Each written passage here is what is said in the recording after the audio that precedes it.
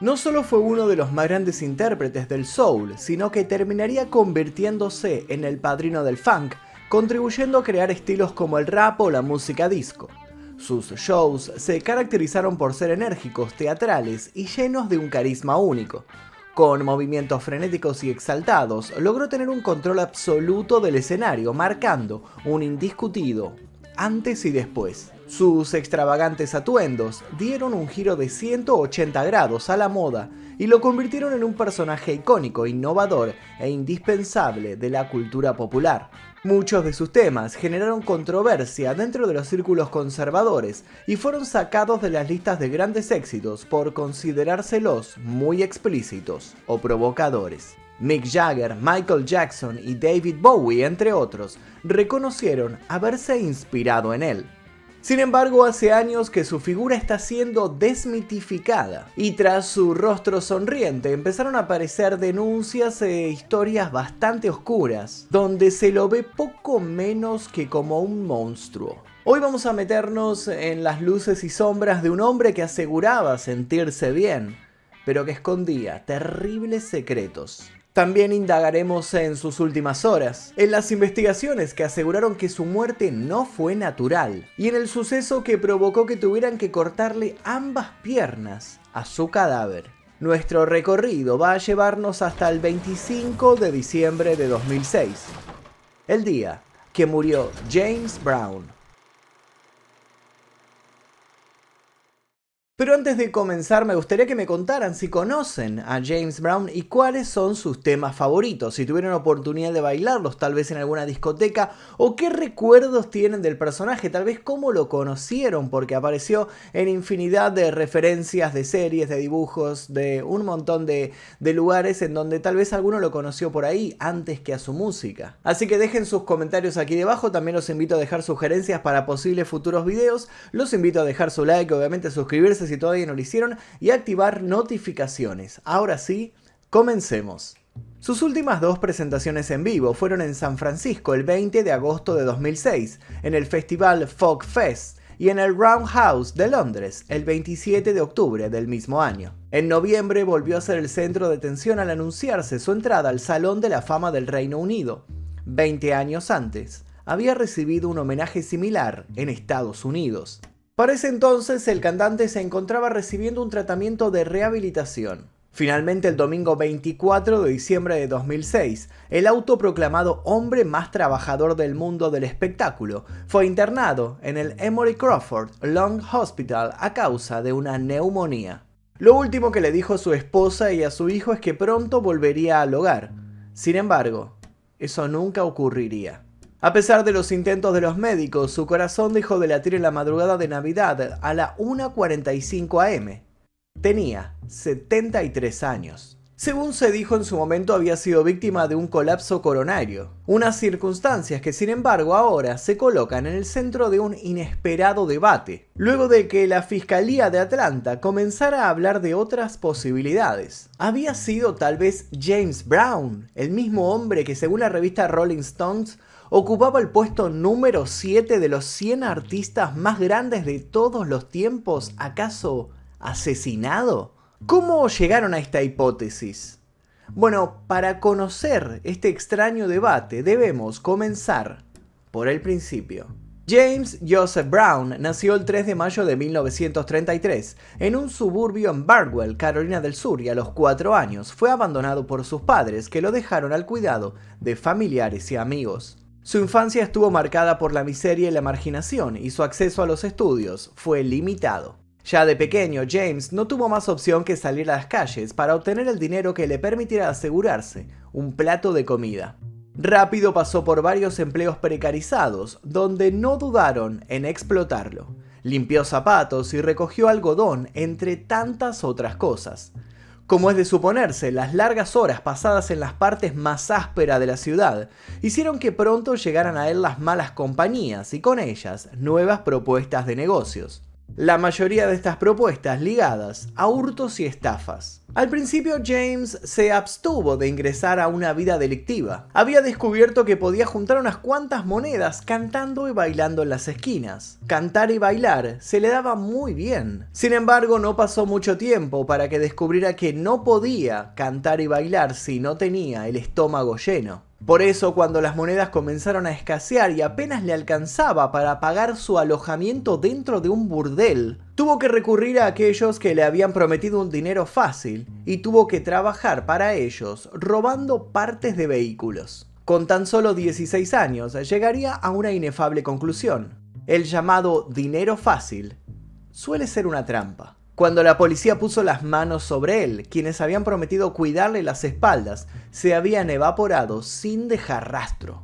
Posesión de estupefacientes, tenencias de armas de fuego, resistencia a la autoridad, solo fueron algunas de las acusaciones. Y según recordaría de adulto, había sido encerrado a pesar de que era menor de edad. Algunos biógrafos aseguran que es muy probable que haya pasado bastante tiempo dentro de un reformatorio. Lo cierto es que como fue un buen recluso, tras 3 años y un día fue puesto en libertad. Sus expectativas, pocas o ninguna realmente. Con 20 años se sentía atrapado, sin futuro. Mientras mantenía una carrera semiprofesional como boxeador, pasaba noches y noches preguntándose qué hacer con su vida. No sabía que su destino estaba a punto de cambiar de modo radical. No sabía que iba a ser el encargado de cambiar para siempre la historia de la música.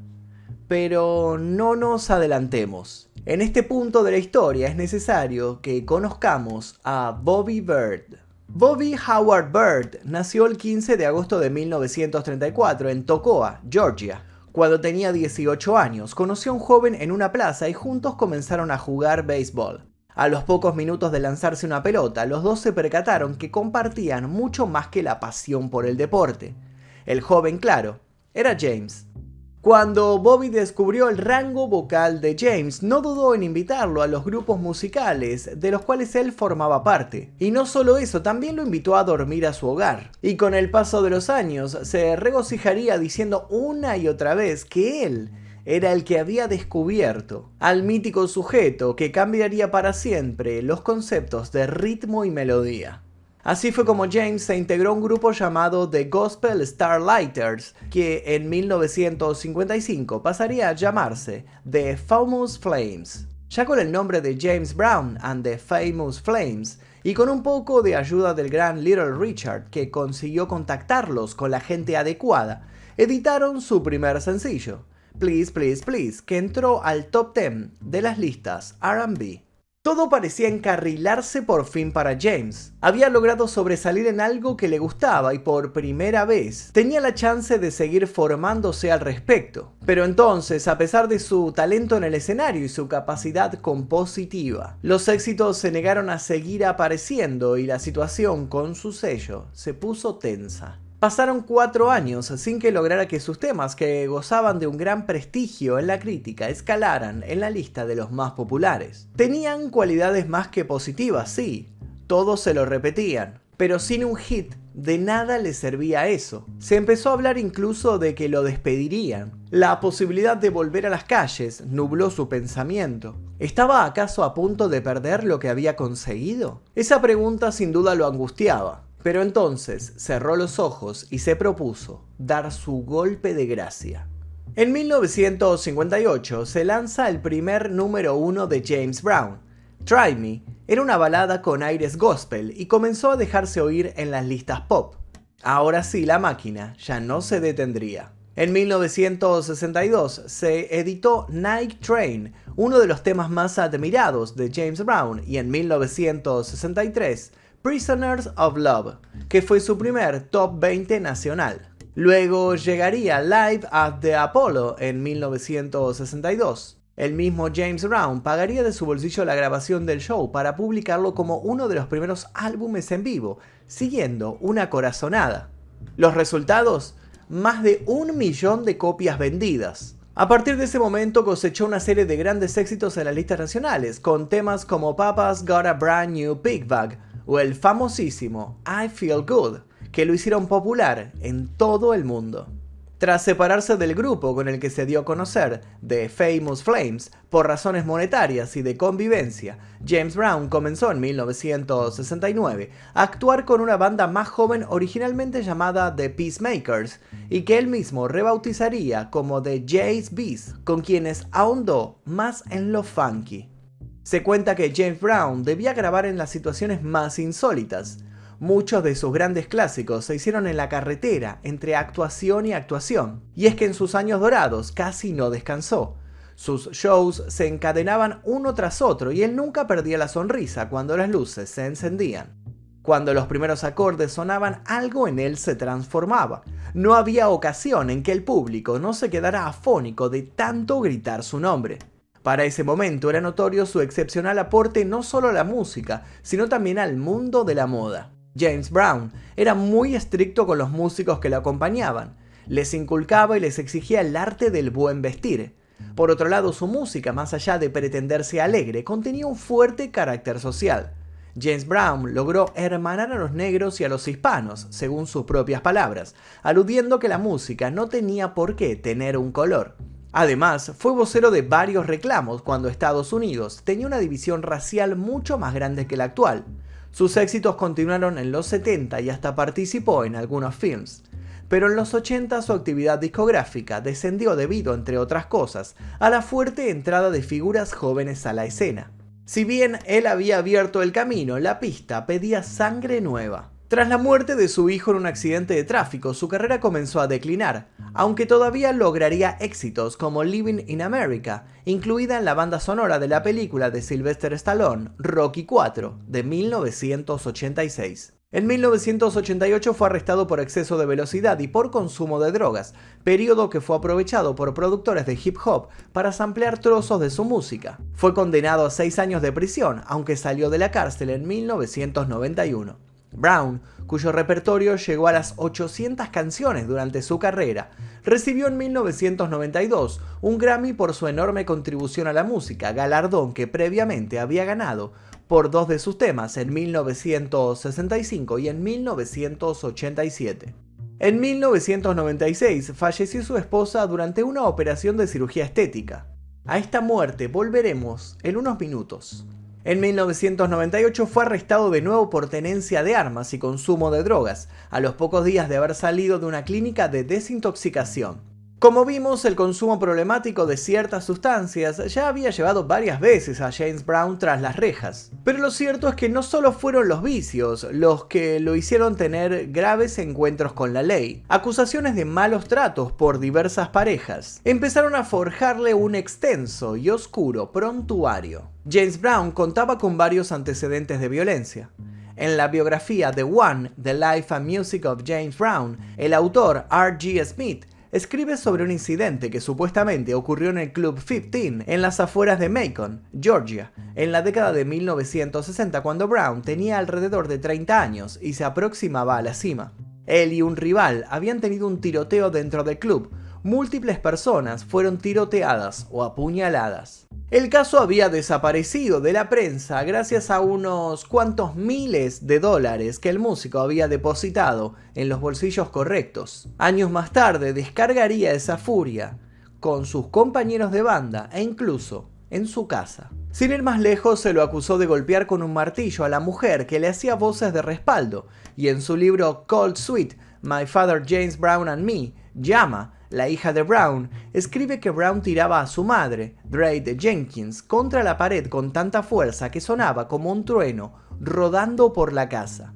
En 1998, una demanda civil acusó a Brown de mantener en cautiverio a una mujer llamada Mary Simmons durante 3 días, exigirle sexo oral y disparar un arma en su oficina. El abogado de Brown, James Huff, sostuvo en un documento judicial que Simmons había tenido la libertad de irse. Simmons retiró la demanda días más tarde. Entre 1994 y 1999, según otra demanda civil, Brown supuestamente le exigió favores sexuales a una cantante llamada Lisa Rushton. Le recortó la paga y la mantuvo fuera del escenario luego de que ella se negara.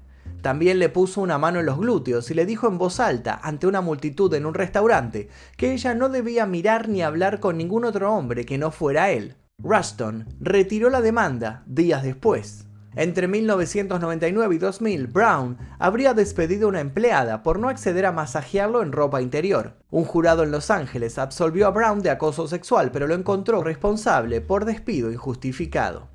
El 28 de enero de 2004, luego de una llamada por violencia doméstica a las autoridades del condado de Aiken, Carolina del Sur, los policías encontraron a la cuarta esposa de Brown con rasguños y moretones en el brazo y heridas en la cadera derecha. Brown se declaró culpable de un cargo de violencia doméstica, pagó una multa de $1,087 y evitó tiempo en prisión. A pesar de toda la violencia, el antes y después, 1998 fue el año más tumultuoso de la vida de Brown. Fue el año que cumplió 55 años, cuando su adicción a la PCP se hizo pública, cuando una amenaza a extraños con una escopeta derivó en una espectacular persecución policial.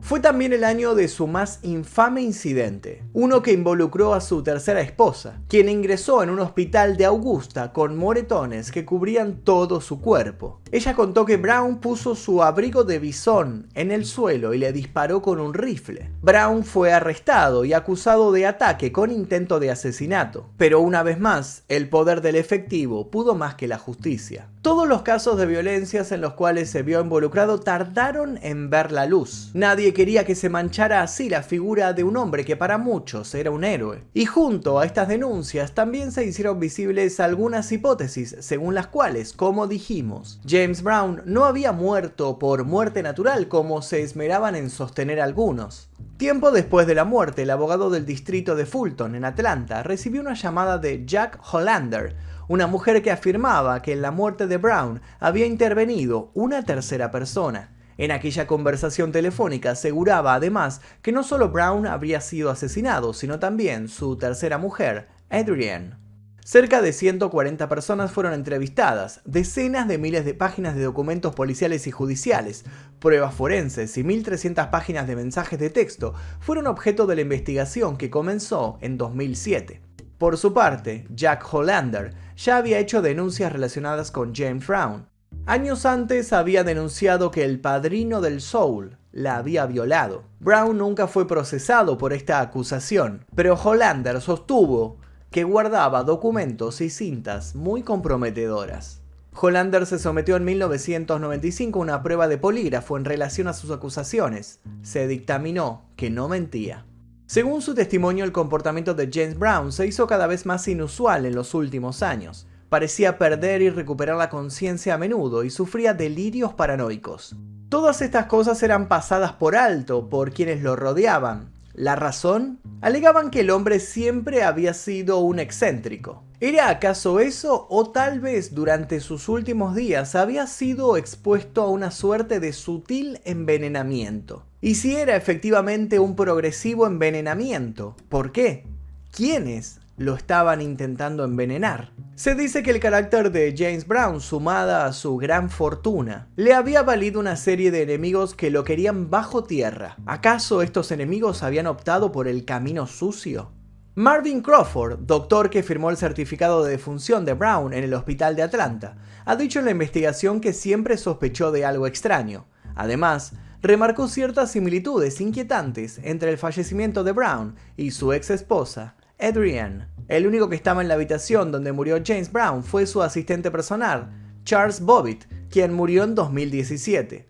Pero su versión de los hechos ha sido descrita como vaga y sin sentido. La hija del cantante, la Rhonda Petit, y su hijastro, Darren Lumar, aseguraron que su padre fue asesinado, pero hoy en día ambos están muertos. Crawford recordó que aunque recomendó que se hiciera una autopsia al cadáver de Brown, Yama, la hija del cantante, se negó. La otra hija de Brown, Dina Brown Thomas, habló sobre las acusaciones de que los restos de su padre no descansan en su cripta. No confirmó ni negó la información. Según se sabe, el cadáver de James Brown se movió 14 veces en los 6 meses posteriores a su muerte. Incluso un juez ordenó una prueba de ADN al cadáver que confirmó que Brown era el padre del niño, James Jr. Según la viuda de Brown, Tommy Ray, no pudieron realizar la prueba de ADN normal debido a todo el líquido de embalsamamiento en su cuerpo. así que tuvieron que cortarle ambas piernas al cadáver para llegar a su médula ósea. Y así fue como el gran bailarín terminó perdiendo, paradójicamente, sus extremidades inferiores. Otras hipótesis señalan que el mismo James Brown podría haber estado involucrado en la muerte de su esposa Adrienne. Según algunos investigadores, él habría sido el encargado de mandar inyectarle una dosis letal de medicamentos para evitar demandas por violencia doméstica. Pero, ¿qué hay detrás de todo esto? ¿Acaso estas historias son verdad? ¿Hay una terrible trama tras lo que ocurrió con quien fuera llamado el Señor Dinamita? ¿O se trata de simples especulaciones? En 2008 se recaudaron $800.000 en una subasta en la que se vendieron varios de sus trajes y objetos personales. Todos deseaban en ese entonces conservar algo suyo. Hoy en día, si bien se sigue validando el enorme legado dejado por Brown, el análisis de su vida privada abrió la puerta a numerosos debates. En alguna ocasión, el propio Brown había dicho en una entrevista al ser interrogado sobre su fama: "Lo que me conviene es desaparecer, llamando la atención lo menos posible".